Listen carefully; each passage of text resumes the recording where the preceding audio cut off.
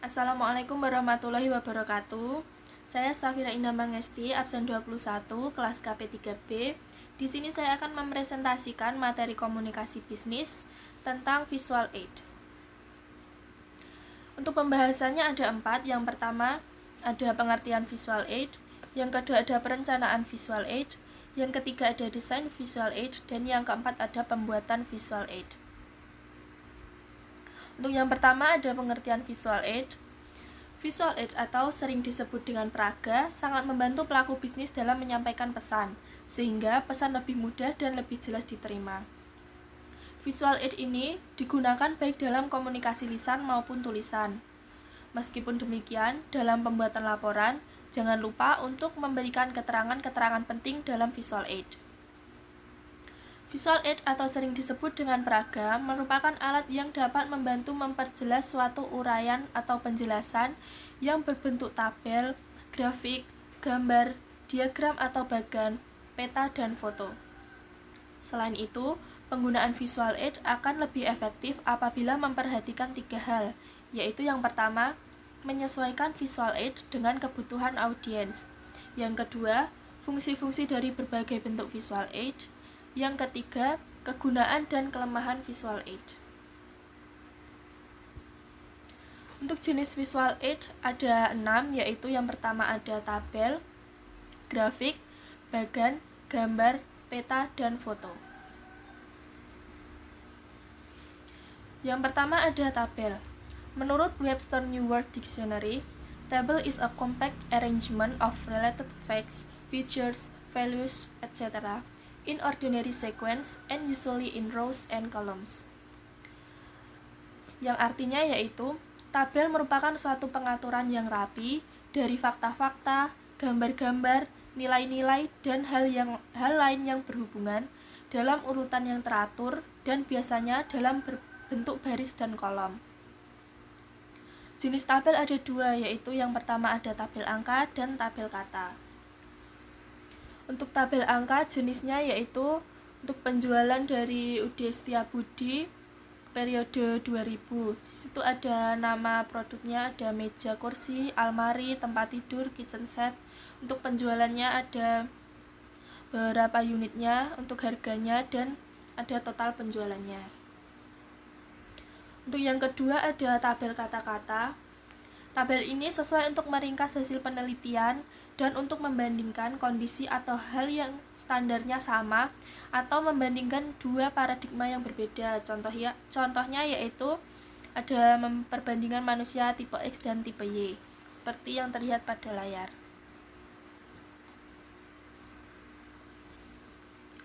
Untuk yang kedua ada grafik.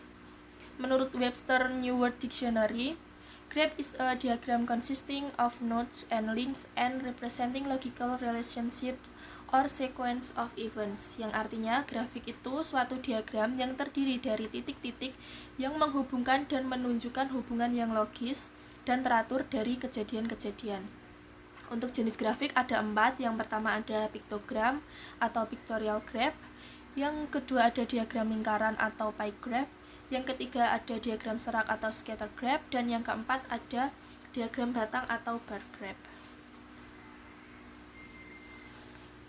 Untuk piktogram itu yaitu bentuk grafik dengan menggunakan simbol-simbol untuk menggambarkan objek tertentu. Piktogram ini biasanya digunakan untuk audiens yang kurang ahli dan hanya menginginkan suatu image yang sifatnya umum.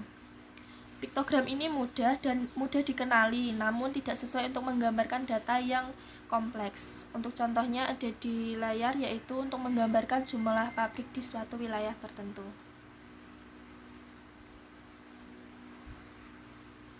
Untuk yang kedua ada diagram lingkaran atau pie graph, yaitu grafik yang digambarkan dalam bentuk lingkaran yang menekankan hubungan antara bagian dari lingkaran dengan keseluruhan lingkaran tersebut.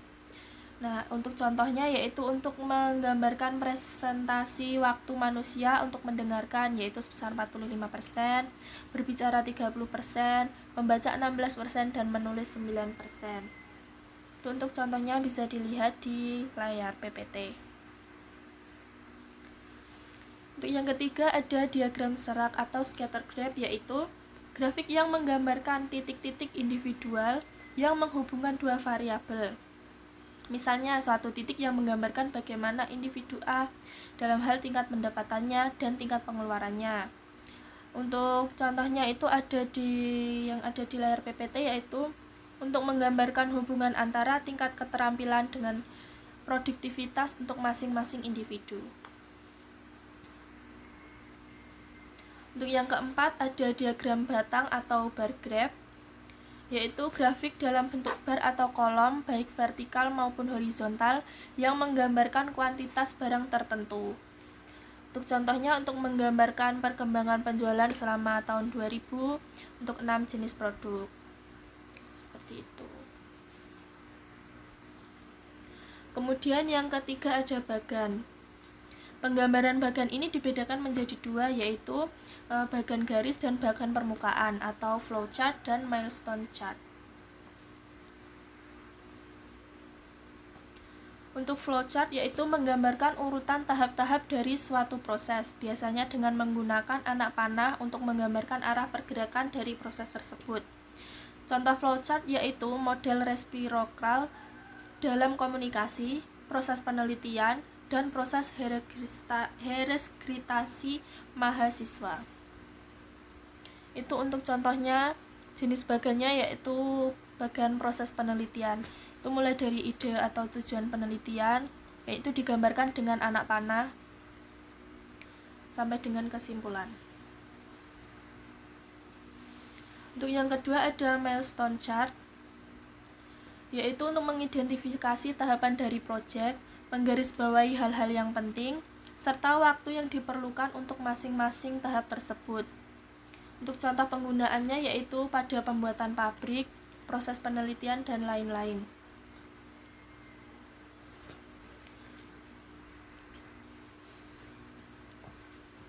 Kemudian jenis visual aid yang keempat ada gambar, yaitu gambar yang dibuat bisa secara manual atau menggunakan komputer.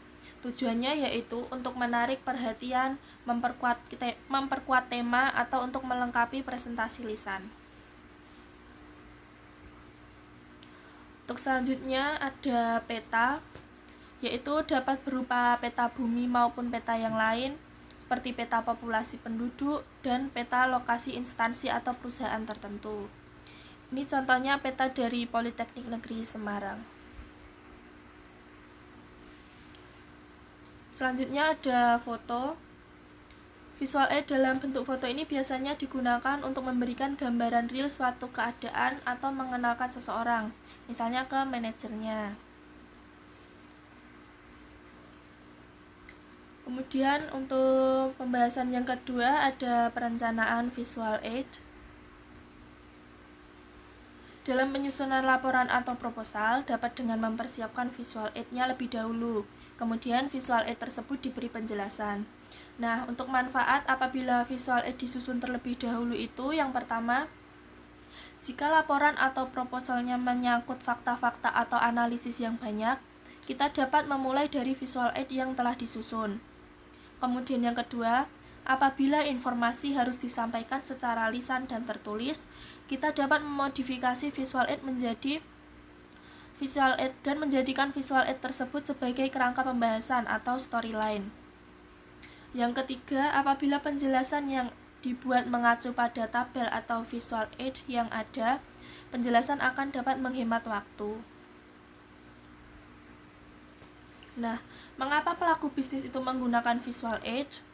Alasannya yang pertama yaitu di dalam presentasi di mana yang digunakan visual aid itu, pembicara dapat mempengaruhi audiens. Yang kedua, audiens dapat mencapai konsensus. Dan yang ketiga, berteman dengan menggunakan visual aid. Lalu untuk fungsi visual aid dalam presentasi lisan maupun dokumen, yang pertama yaitu untuk mengorganisasi data dalam bentuk angka dan kata-kata atau verbal. Yang kedua, mengidentifikasi kronologi atau urutan kejadian. Yang ketiga, mengidentifikasi hubungan variabel satu dengan variabel yang lain. Yang keempat, menunjukkan penampakan atau struktur. Yang kelima, mengidentifikasi lokasi. Yang keenam, menciptakan penampilan fisik. Nah, dari fungsi-fungsi tersebut, satu visual aid mungkin mempunyai satu atau dua fungsi, sedangkan visual aid yang lain mempunyai fungsi yang lain. Oleh karena itu, penggunaan visual aid harus sesuai dengan fungsi dari visual aid itu sendiri.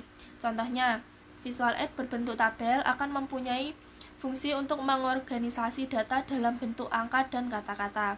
Di samping itu, tabel juga dapat mengidentifikasi kecenderungan atau hubungan antara variabel satu dengan variabel yang lain. Demikian untuk variabel yang lain juga mempunyai fungsi yang lain pula. Untuk selanjutnya ada proses visualisasi, yaitu yang pertama menentukan pesan yang akan disampaikan. Karena data mentah itu jumlahnya banyak, maka perlu ditentukan pesan mana yang akan disampaikan serta sejauh mana kedalaman pesan itu sebaiknya disampaikan. Yang kedua, menentukan poin-poin yang diperlukan. Gunakan visual aid untuk menyederhanakan, menjelaskan, dan menekankan informasi-informasi penting. Kemudian dilanjutkan dengan pembuatan analisis berdasarkan visual aid tersebut. Yang ketiga, menjaga keseimbangan antara visual aid dengan penjelasannya. Secara umum, visual aid hanya digunakan untuk mendukung uraian. Dengan demikian, visual aid tidak boleh terlalu banyak, namun penjelasannya sedikit. Atau kebalikannya, penjelasan yang terlalu banyak, namun visual aid-nya terlalu sedikit. Untuk pembahasan yang ketiga, yaitu ada desain visual aid. Nah, setelah memahami pengertian visual aid, jenis-jenis visual aid, serta merencanakan visual aid yang sesuai dengan kebutuhannya, kemudian tahap selanjutnya yaitu pendesainan visual aid. Apabila dalam tahap perencanaan menekankan pada visual aid seperti apa yang sesuai, dalam tahap desain ini menekankan pada bagaimana cara menyusun atau mendesain visual aid yang sesuai. Nah, untuk itu perlu memperhatikan prinsip-prinsip dalam mendesain visual aid. Untuk prinsipnya yang pertama yaitu ada kontinuitas. Pada saat membaca suatu laporan atau proposal, audiens akan melihat satu kesatuan visual aid yang disusun secara konsisten dari bagian awal sampai bagian akhir. Apabila visual aid ini disusun secara tidak konsisten, itu akan dapat membingungkan audiens. Kemudian yang kedua ada kontras, yaitu audiens menghendaki adanya perbedaan-perbedaan dalam visual aid sesuai dengan perbedaan yang dijelaskan dalam penjelasan teks. Misalnya, perusahaan A menjelaskan jumlah penjualan antara 4 produk, yaitu ada meja kursi, almari, tempat tidur, dan kitchen set. Nah, visual aid yang dibuat itu harus dapat membedakan adanya penjualan dari 4 produk tersebut. Kemudian yang ketiga ada penekanan, yaitu audiens itu menghendaki hal atau poin yang paling penting mendapat tekanan secara visual, misalnya dengan warna yang menonjol atau dengan tampilan yang berbeda. Nah, untuk selanjutnya keindahan desain. Setelah memahami prinsip-prinsip dalam desain visual aid, selanjutnya perlu memperhatikan masalah keindahan desain. Suatu visual aid tertentu, misalnya peta suatu perkantoran, itu sesuai untuk menunjukkan bagaimana gambaran kompleks tersebut secara keseluruhan. Kemudian didesain dengan menggunakan prinsip-prinsip kontinuitas, kontras, dan penekanan. Namun, demikian tahap ini belum sempurna tanpa memperhatikan aspek keindahan. Nah, dalam hal keindahan ini tidak ada pedoman yang baku. Bahkan antara satu orang dengan orang yang lain memiliki pendapat yang berbeda mengenai aspek keindahan. Namun, pedoman yang paling relatif berlaku pada umumnya, yaitu visual aid itu harus mampu menarik perhatian audiens. Aspek keindahan memerlukan suatu sentuhan seni seperti komposisi warna, ukuran komponen-komponen, penempatan komponen, dan selanjutnya bagaimana visual aid dipandang secara keseluruhan. Untuk materi selanjutnya yaitu tentang pembuatan visual aid. Pembuatan visual aid penting dipahami oleh para pelaku bisnis karena dalam kegiatannya mereka tidak dapat dipisahkan dari visual aid. Visual aid yang sederhana, misalnya dalam melihat tabel penjualan selama 5 tahun terakhir. Secara numerik dapat dibedakan penjualan dari masing-masing tahun. Namun, dengan menggambarkannya dalam suatu tabel, maka jarak perbedaan dari penjualan satu dengan penjualan yang lain akan mudah dilihat. Secara umum, pembuatan visual aid dapat dilakukan dengan dua cara, yaitu secara manual atau dengan menggunakan komputer. Pada prinsipnya sama, hanya saja satunya secara manual dengan tangan manusia dan dengan alat tulis yang dibutuhkan, sedangkan yang satunya dengan menggunakan komputer. Pada bagian ini khususnya akan dibahas yaitu pembuatan visual aid dengan penggunaan komputer grafis. Komputer grafis merupakan hal yang umum dalam kehidupan bisnis sekarang ini. Dengan menggunakan komputer akan lebih mudah dan lebih cepat untuk membuat suatu visual aid yang indah dan menarik, baik dalam bentuk cetakan, slide, transparansi, atau di dalam layar. Nah, untuk mewujudkannya diperlukan presentation graphic program seperti Harvard Graphic yang akan membantu dalam mempersiapkan slide, bagan atau tabel. Kemudian ada drawing program freehand Macintosh yang dapat digunakan untuk menggambar bebas, painting program misalnya Make Paint yang akan membantu dalam mengubah gambar yang ada, dan spreadsheet program misalnya Microsoft Excel yang dapat membantu menghitung, mengurutkan, dan menampilkan dalam bentuk grafik. Kemudian penggunaan komputer grafik secara khusus dalam bisnis, misalnya pada perusahaan karoseri. Komputer grafik digunakan untuk simulasi komponen-komponen yang akan dirangkai menjadi kendaraan utuh. Untuk contoh lain yaitu pada saat perusahaan mengembangkan suatu produk baru, ia digunakan untuk mendesain, mengevaluasi, dan melakukan tes terhadap produk baru yang dikembangkan itu. Kemudian untuk penyesuaian visual aid dengan teks. Nah, setelah menentukan visual aid mana yang akan digunakan, langkah selanjutnya itu bagaimana menempatkan visual aid sehingga sesuai dengan teks. Kesesuaian antara visual aid dengan uraian dan penjelasannya akan menyebabkan audiens lebih mudah dan lebih cepat dalam menangkap pesan. Untuk penyesuaian visual aid dengan teks sendiri ada 3 macam. Yang pertama yaitu memasukkan visual aid ke dalam teks. Pada saat memasukkan visual aid ke dalam teks, berilah nomor visual aid. Nomor visual aid biasanya bentuk untuk gambar dan urutan sendiri dan untuk tabel dengan urutan sendiri. Jadi contohnya seperti tadi ada ada suatu tabel yaitu penjualan per unit dari meja kursi, almari, tempat tidur, kitchen set, dan total penjualannya. Jadi ada keterangannya.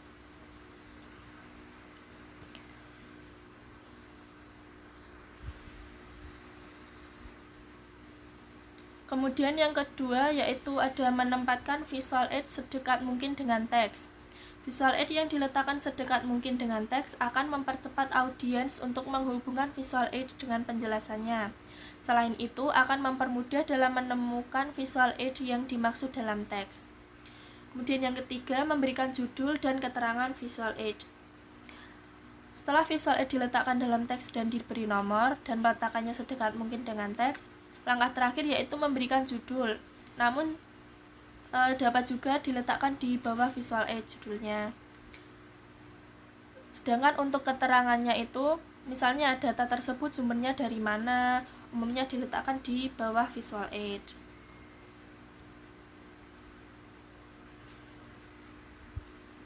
Kemudian untuk pemeriksaan visual aid secara keseluruhan, yaitu biasanya ada menyangkut ke 4 hal. Yang pertama ada keperluan, yaitu tujuan visual aid adalah mendukung data atau informasi yang disampaikan. Oleh karena itu, visual aid tidak boleh berlebihan, kecuali yang benar-benar diperlukan. Misalnya, untuk menunjukkan perbandingan karyawan berdasarkan tingkat pendidikannya, dapat digunakan menggunakan diagram lingkaran. Apabila sudah menetapkan penggunaan diagram lingkaran, tidak perlu lagi ditambahi dengan penggunaan visual aid yang lain dengan tujuannya sama. Untuk yang kedua ada kesesuaian. Setiap visual aid mempunyai spesifikasi kegunaan sendiri-sendiri, meskipun dapat juga satu informasi ditampilkan dengan lebih dari satu visual aid. Oleh karena itu, pemilihan visual aid itu harus sesuai. Kesesuaian juga menyangkut penempatan. Visual aid diletakkan sedekat mungkin dengan penjelasan, dan satu visual aid diusahakan untuk berada pada satu lembar yang sama. Hal ini selain lebih baik dari segi penampilan, yaitu agar mudah dipahami juga. Yang ketiga ada akurasi. Visual aid yang tujuannya untuk mendukung informasi atau penjelasan itu harus akurat. Kalau tidak akurat, tidak akan mempermudah penangkapan informasi, tetapi justru membingungkan. Oleh karena itu, visual aid harus diperiksa secara seksama sehingga mempunyai akurasi yang tinggi. Lebih dari itu, jangan sampai visual aid ini justru salah. Yang keempat ada kejujuran. Visual aid harus disusun dengan jujur, benar-benar mencerminkan informasi yang sesungguhnya. Visual aid tidak dimaksudkan untuk memperbaiki penampilan dari suatu data ataupun informasi yang menunjukkan kegagalan, ketidakwajaran, atau hal-hal yang mengecewakan. Misalnya untuk menunjukkan penjualan yang kenaikannya tidak sesuai dengan target, maka skala yang digunakan tidak standar.